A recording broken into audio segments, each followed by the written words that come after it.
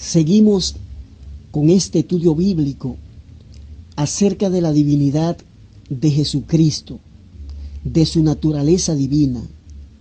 Jesucristo, siendo Dios, sin dejar de serlo, se hizo hombre y se tabernaculizó entre nosotros. Y vimos su gloria, gloria como la del unigénito del Padre, lleno de gracia y de verdad. El plan perfecto de Dios tuvo su consumación. Jesús, la segunda persona de la Trinidad, cumplió con ese plan. Satanás tomó prisionera la creación de Dios, pero el Dios Trino tenía listo un plan de rescate. Ese plan de rescate funcionó. Jesús, el Dios Hijo, tomó la forma de hombre y murió por el pecado de toda la humanidad. Isaías capítulo 53, versículo 1 hasta el 12. Dios mismo, en la persona de Jesús, entregó su vida, Él de su voluntad.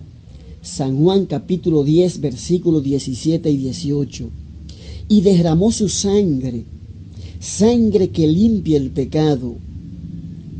Amados amigos, lo que le da eficacia a la sangre de Cristo es el hecho de que era la sangre del mismo Dios. Su valor infinito es que Él era y es Dios. Pues si Jesús era solo hombre, aunque fuera perfecto, no podía llevar los pecados de la humanidad en su cuerpo a la cruz del Calvario. Ningún hombre podía darle vida al mundo.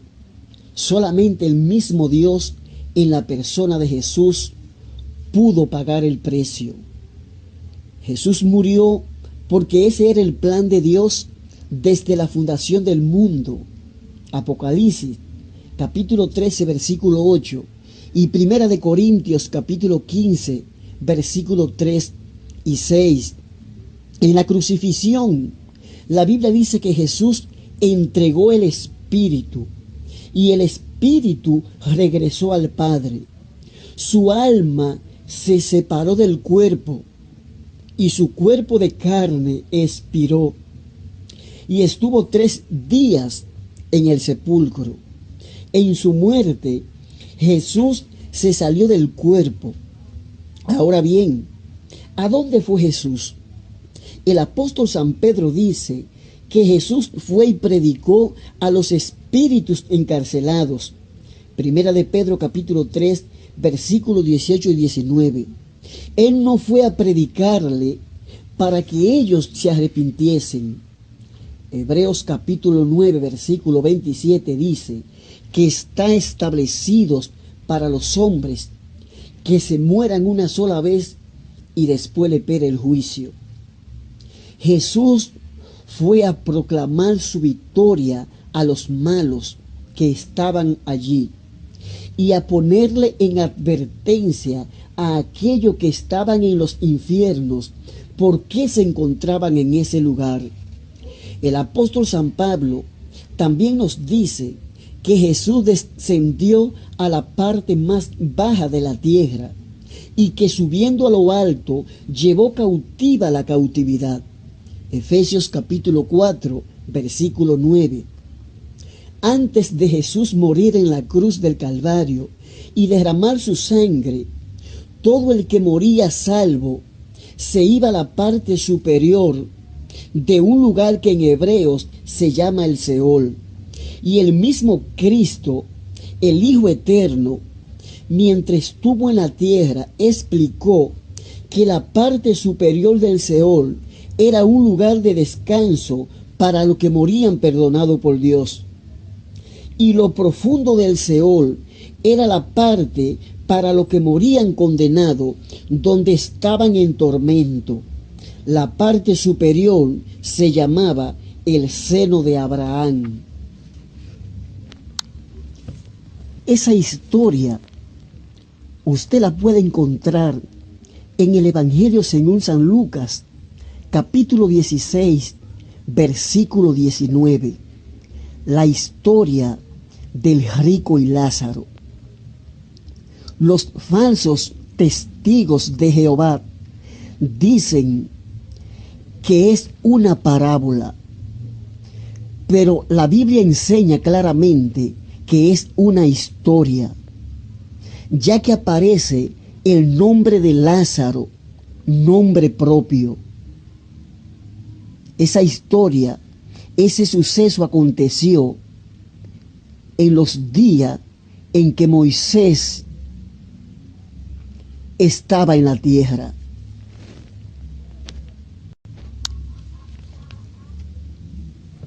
Hebreos capítulo 10, versículo 4, enseña claramente que la sangre de los toros y de los machos cabríos no puede quitar los pecados. Y antes de Jesús morir en la cruz y derramar su sangre, que sí limpia el pecado, las personas sacrificaban animales que le cubrían el pecado, pero no se lo quitaba. Y la Biblia enseña que nada inmundo entrará al cielo jamás.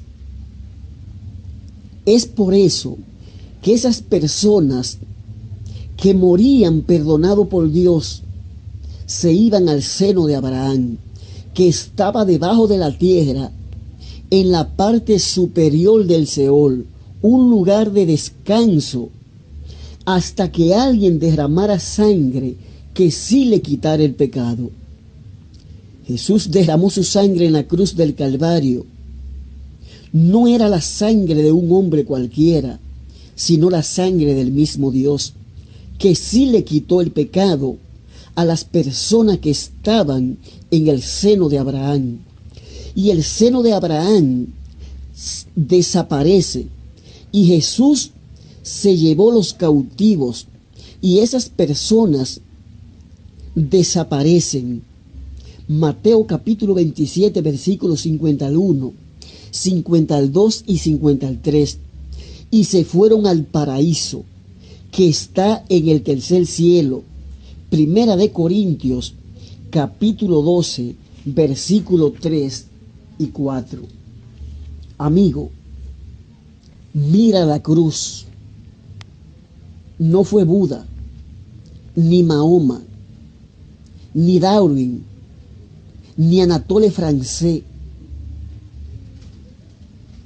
ni Carlos Marx, ni Fidel Castro, ni Camilo Cienfuegos, ni el Che Guevara, el que murió por ti.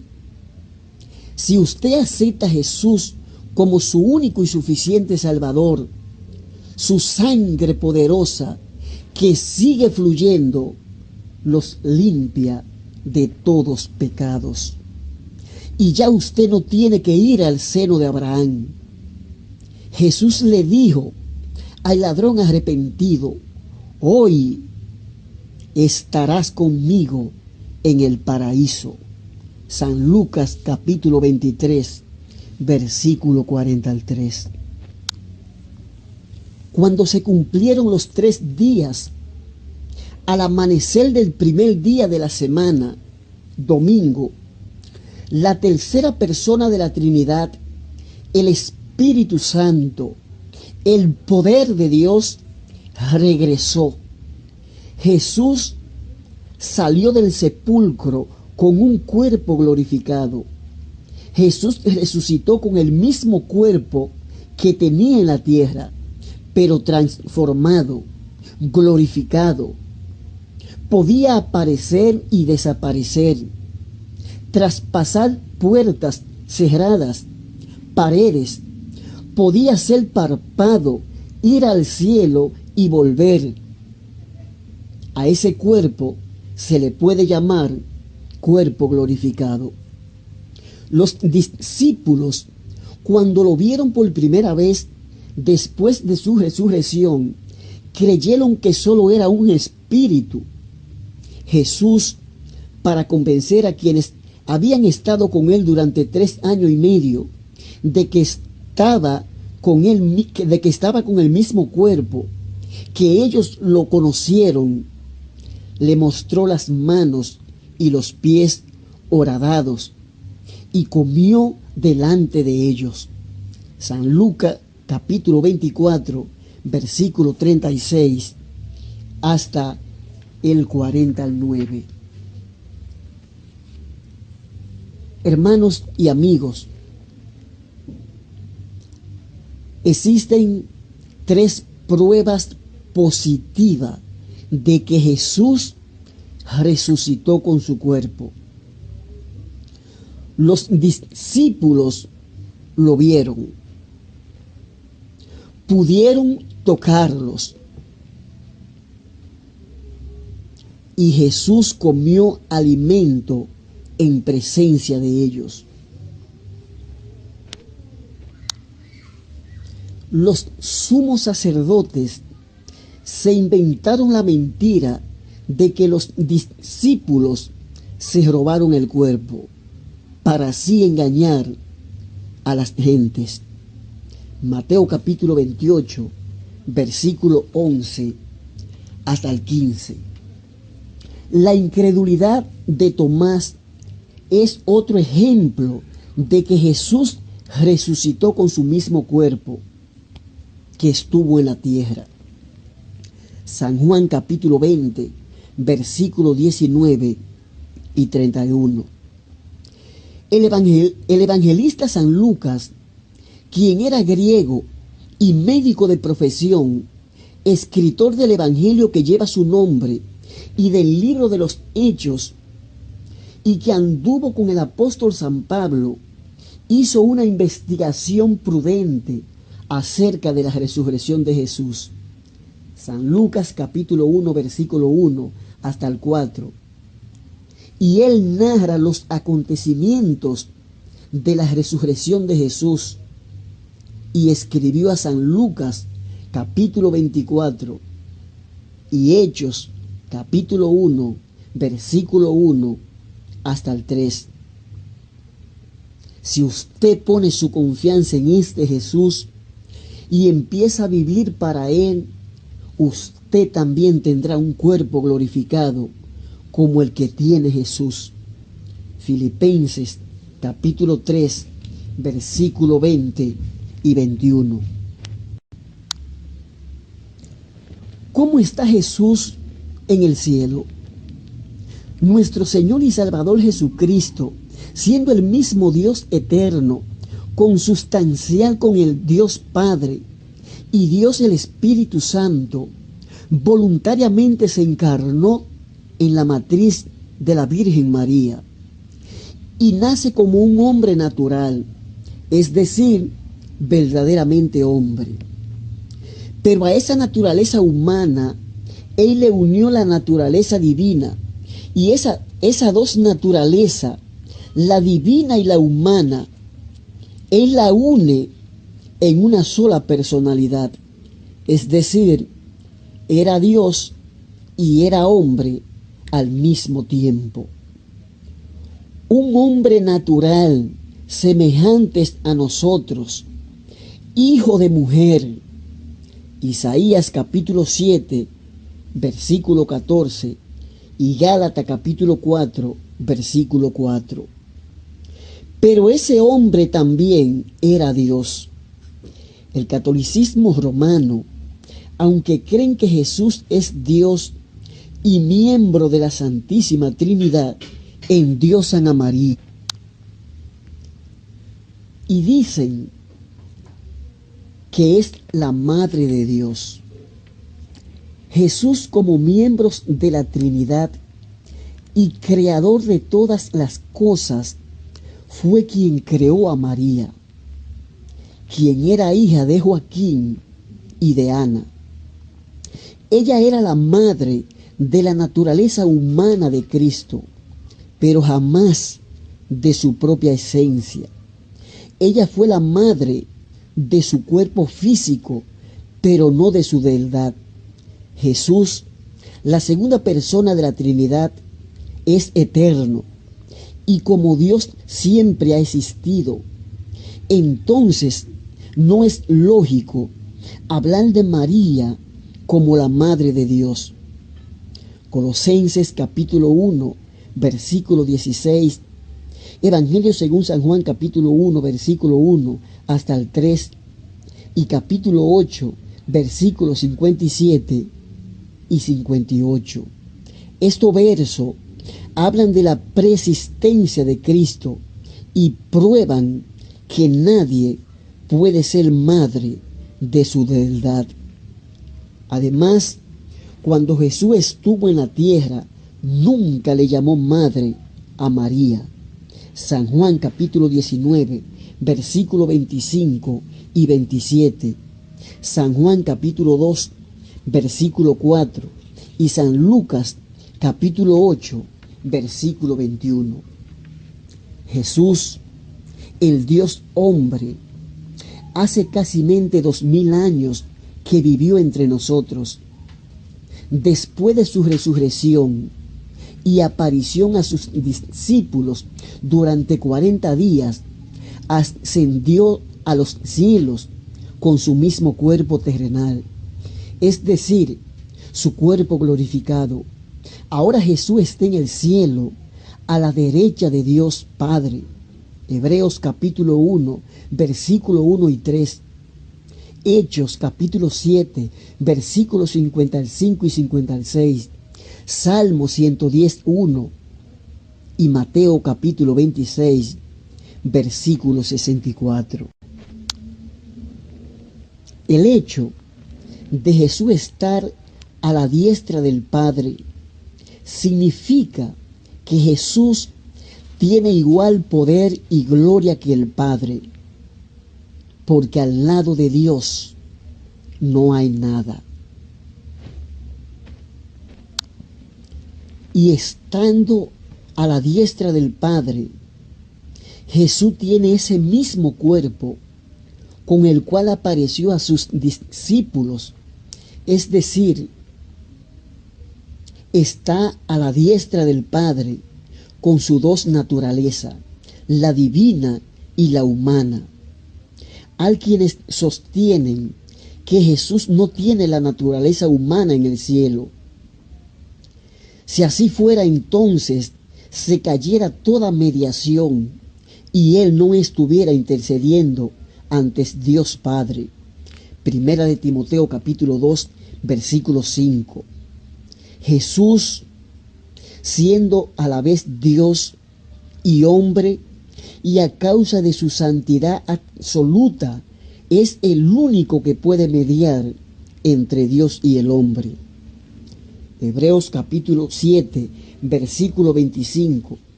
Hechos capítulo 4, versículo 12. San Juan capítulo 14, versículo 6. Y Primera de Juan capítulo 2, versículo 1. Jesús como Dios es omnipresente y omnisciente para escuchar las oraciones simultáneas de centenares de miles de personas esparcidas en numerosas naciones. Con su naturaleza humana, como hombre que también es, conoce nuestras debilidades y se compadece de nosotros porque Él fue tentado en todo según nuestra semejanza, con la única diferencia que nunca pecó. Hebreos capítulo 4, versículo 14 hasta el 16. Como hombre, Él intercede ante Dios Padre. Jesús sufre por su iglesia. Hechos capítulo 9, versículo 4 y 5. Y su sangre poderosa sigue fluyendo y limpiando el pecado de todo el que se acerca a Él. San Juan capítulo 1, versículo 7. En este misterio podemos ver una vez más a Dios mismo haciendo su obra a través de Él mismo. Aleluya. Cuán grande es Él, amigo. ¿Qué mediador es este? Jesús, Dios hombre, acércate a Él para que interceda por ti. ¿Cómo vendrá Jesús por segunda vez? ¿Y a qué vendrá? Después que Cristo Jesús, el Dios hombre, se levantó de entre los muertos al tercer día, porque la tumba no pudo soportarlo más, la Biblia dice que Jesús se le apareció a los discípulos durante 40 días. Hechos capítulo 1, versículo 3. En su última aparición, Jesús fue llevado arriba al cielo.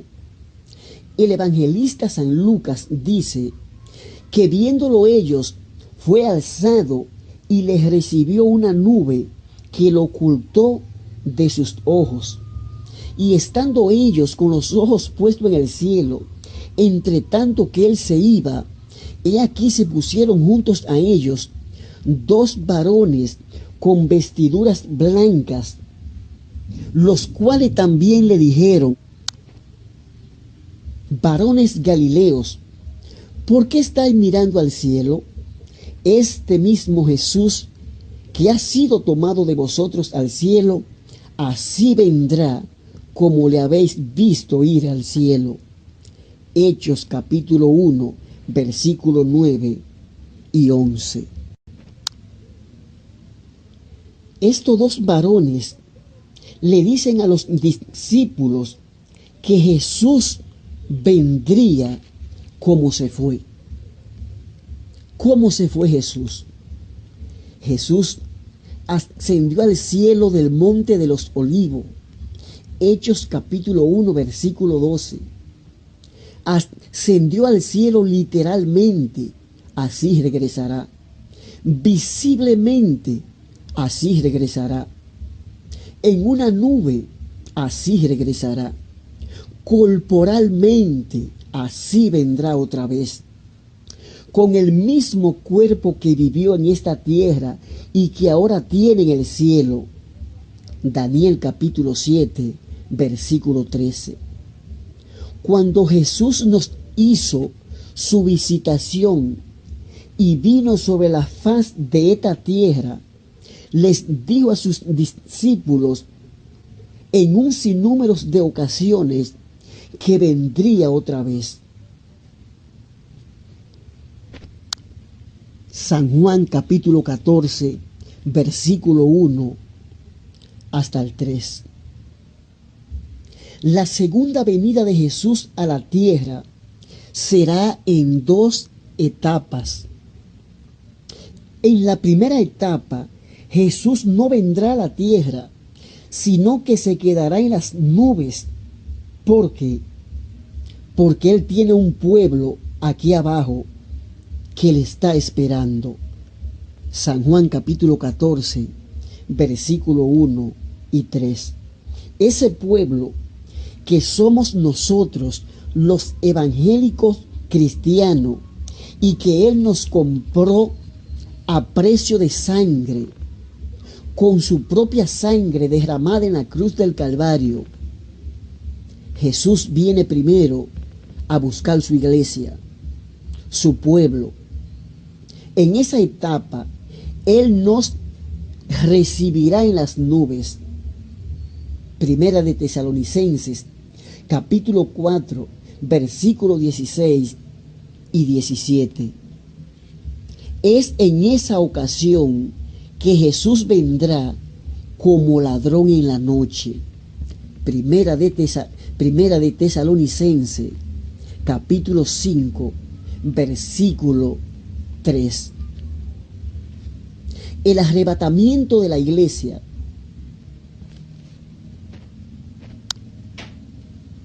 se materializa. Cristo se la lleva de este miserable mundo. Millares desaparecen, lo buscan por todas partes, no los encuentran. ¿A dónde se habrán ido? Buscan los periódicos para buscar informaciones. Los periodistas no pueden explicar los acontecidos. Solamente pueden decir: millares desaparecen, millares han desaparecido. Lo ponen en la primera plana de los periódicos. Millares han desaparecido. ¿Dónde están? Más allá de las estrellas. El apóstol San Pablo dice que nuestra ciudadanía está en los cielos. Filipenses capítulo 3 versículo 20.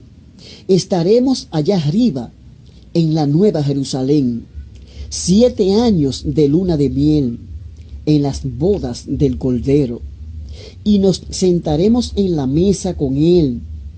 Y Jesús es quien va a servir, y comeremos juntos con Jesucristo, y le veremos tal y como Él es. Primera de Juan, capítulo 3, versículo 2. Ya en ese tiempo tendremos cuerpo glorificado, como el que tiene Cristo ahora. Amigo, no se pierda esas bodas por nada. A veces nos invitan a bodas terrenales y nos excusamos, no asistimos, pero el que se pierde estas bodas lo perdió todo. Porque mientras nosotros los evangélicos estemos en la fiesta más grande jamás celebrada, este mundo estará en tiniebla, con el gobierno del anticristo, en tribulación y bajo los juicios de Dios. La tribulación del pueblo judío a mano de la Trinidad infernal, el diablo, antidios Padre, el anticristo, antidios Hijo, y el falso profeta, antidios Espíritu. Y el derramamiento de los juicios de Dios sobre la tierra es un período que será seguido por la segunda etapa de la segunda venida de Jesús a la tierra. Mateo capítulo 24, versículos 29 y 30. Es en esta ocasión que todo ojo le verá. Apocalipsis capítulo 1, versículo 7. San Lucas capítulo 21, versículos 25 y 27. Y Apocalipsis capítulo 6, versículo 12 y 13. En esta etapa de su segunda venida, Jesús viene con la iglesia que se llevó. Primera de Tesalonicenses capítulo 4, versículos 16 y 17. Zacarías capítulo 14, versículo 5. Apocalipsis capítulo 19, versículo 11 y 21. Jesús viene a pelear la guerra de Armagedón, la tercera guerra mundial. Apocalipsis capítulo 16, versículo 13 y 16. Joel capítulo 2, versículo 1 y 4. Zacarías capítulo 12, versículo 2 y 3. Segunda Tesalonicenses capítulo 1, versículo 7 y 10. Y viene a establecer su reino milenial en esta misma tierra que estamos viviendo. Daniel capítulo 2, versículo 44 y 45, capítulo 7, versículo 13 y 14, Salmo 67, 4, Isaías capítulo 11, versículo 1 y 2, Salmo capítulo 2, Isaías capítulo 2, versículo 1 y 4. Y descenderá sus pies en el monte de los olivos. Zacarías capítulo 14, versículo 4. Y a los judíos que lo desecharon cuando él vino al mundo como judío del linaje real de David, San Juan capítulo 1, versículo 10 y 11, Jesús le mostrará la seña de los clavos y ellos le preguntarán: ¿qué heridas son estas en tus manos? Y él responderá: con ellas fui herido en casa de mis amigos, y ellos, los judíos, llorarán de arrepentimiento. Zacarías capítulo 12 versículo 10 y capítulo 13 versículo 6. Y Jesús establecerá su reino milenial aquí en esta tierra. Querido amigo, apresúrate, corre, no pierda más tiempo. Ven a Jesús para que goce de su amor por toda la eternidad. El que ha de reinar no es Buda u otra reencarnación de Vishnu, no es Krishna ni Maitreya, no es otro Cristo, sino este mismo Jesús, el Dios hombre.